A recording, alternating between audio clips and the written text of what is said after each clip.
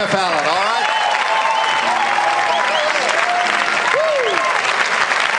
Thank you. All right, I'll tell you, it's good to be back. My oldest now is 17, so it's been a couple years, and every generation's different. I figured some things out. When I was 17, I had long, stringy hair, and my father used to introduce me as his daughter everywhere we went. It's my daughter, Jeff. So I figured out at 17, my problem with my father was he was too old to understand me. So I said, when I have kids, I'm going to be not old enough. I'm going to understand my children. And I have a 17-year-old at home, and I'm telling you, I am absolutely clueless as to what goes through this boy's brain sometimes. Walking by the living room about 4 months ago, he stops me, he says, "Hey, Dad, I need some help." All right. He says, "I don't know if I should get my tongue pierced." He says, "You don't know?" I said, "Oh, I can help you with this one."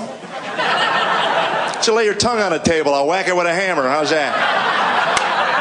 And I can keep hitting it till the light goes on in your head. What the heck is going through his mind? This kid's still having nightmares from his first immunization shot. Now he wants some guy named Slash to drive a railroad spike through his tongue. And I told him, I said, "You know how unsanitary that is?" And I'm not kidding. He says to me, "It's at the mall." He said, "It's like a medical clinic." Like a medical clinic. These guys are like doctors. That's what he said, like doctors. Except they didn't go through med school, they went through metal shop. That's the problem. And he's 17 now, he's driving, so we let him drive us to church on Sunday so we can get our prayer time in before we get there. Sometimes there's so many miracles, we just skip church, go right to Cracker Barrel. Shut. That's right. And we go to Cracker Barrel a lot because it's about the only time we all can get a fair meal from that child, man. This kid eats everything, and I'm ready to get him a trough.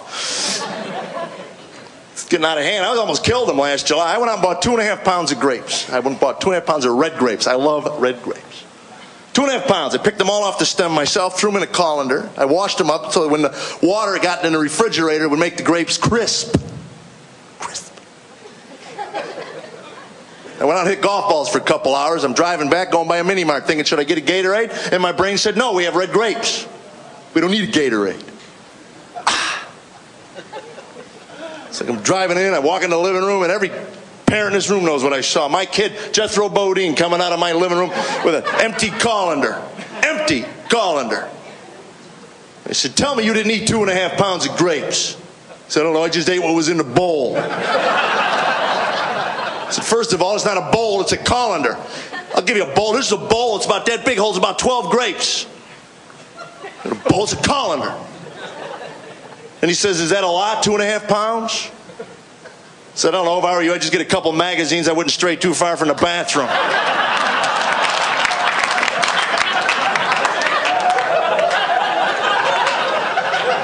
Drive you nuts.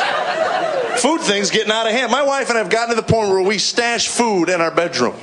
We hide brownies, cakes, cookies, things so the kids can't get to them. We'll go in the room late at night, and I know the kids think we're doing something else, but we're just under the covers eating brownies and laughing. You hit over 40, it doesn't take a whole lot to get you going, man.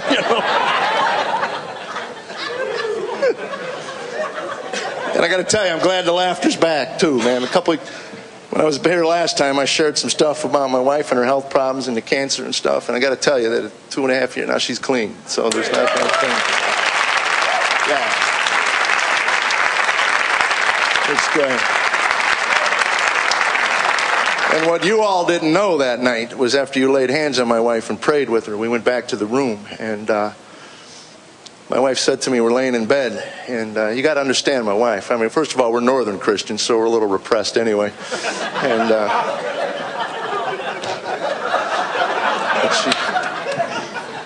but she said, I felt his presence. I felt his presence. And that night she gave her life to Jesus Christ.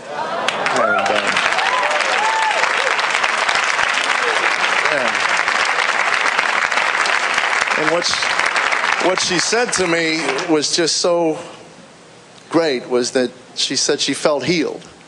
She feels healed. She says, I know I'm healed. And we're not naive people. We know the cancer can come back any day. But what got healed that night was her soul. So I'm going to be spending eternity with that woman. I better straighten up.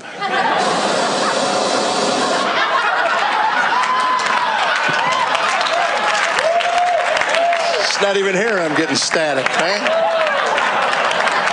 Take care, folks. God bless you. Thank you very much. Thanks for having me.